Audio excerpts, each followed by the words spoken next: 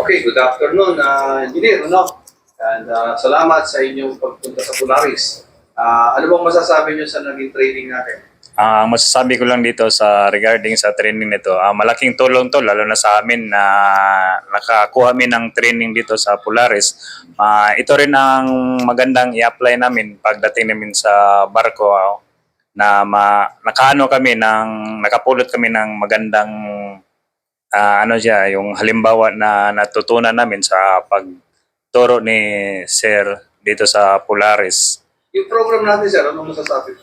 Okay naman regarding sa program, malaki ding tulong at saka ma-apply din namin lalo na pag nandoon na kami sa Kompleto na ba? Opo, sir. Oo.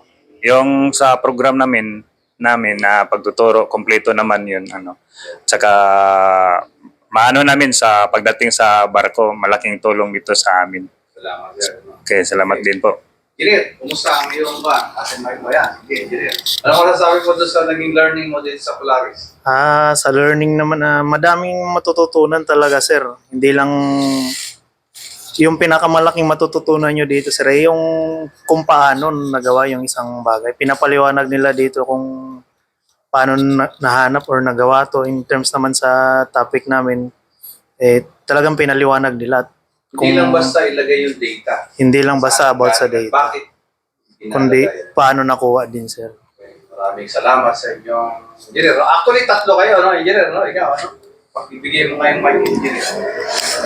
Engineer, late ka, di ba? Oo, sir. Pero kahit paano nasusundan ko naman, sir. Kaya lang, hindi mo makuha yung certificate mo. Kaya kasi you have to complete. Dito kasi Yes. sa Polaris, Hindi ang pwedeng- hindi namin na ituturo ng maayos.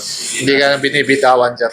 Yes. Maganda, highly recommended, sir. Okay, kahit hindi pa tapos. Oo, Anyway, thank you sa inyong tatlo, no? At itutuloy natin ngayon yung sa'yo.